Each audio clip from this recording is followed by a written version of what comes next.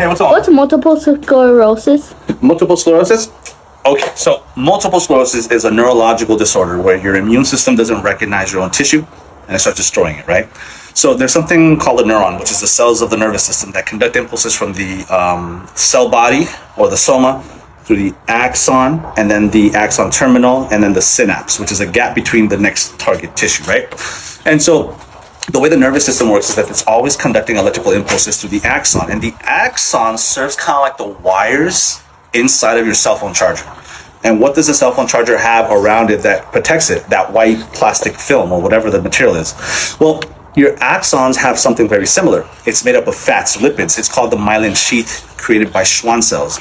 So that protects your axon. Imagine I'm the cell body, my arm is the axon. It's conducting impulses this way, and then my axon terminal releases a neurotransmitter. In particular, you have acetylcholine, you have dopamine, you have norepinephrine, you have a lot of.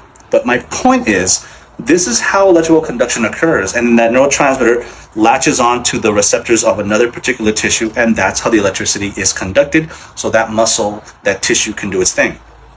In multiple sclerosis, your immune system starts attacking the myelin sheath on the axon, and that destroys the conduction. So imagine like your cell phones, right? After a while, the wire, the plastic covering over the wire becomes frayed, cut, and then you have to wiggle your cell phone charger because it won't charge well. That's kind of like what happens in our system. Your sensation is altered.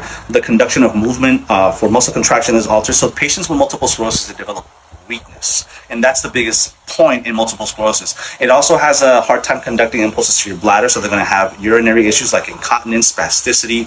They're going to have issues with bowel elimination because the muscles of their intestines aren't receiving the conduction adequately, and that's the issue with multiple sclerosis. Now, it's important for students to understand that there's another condition very similar called myasthenia gravis. Remember I told you guys that the conduction occurs this way? Well, one of those neurotransmitters is known as acetylcholine. And acetylcholine latches on to the acetylcholine receptors of muscles, and that's how muscles contract. That's how it initiates its action potential. Well, in myasthenia gravis, you have autoimmune antibodies that destroy the receptors, like the catchers of acetylcholine.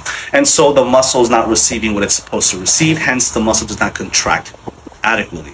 Now, multiple sclerosis and myasthenia gravis are very similar manifestations. And the same thing goes with Parkinson's or amyotrophic lateral sclerosis or ALS.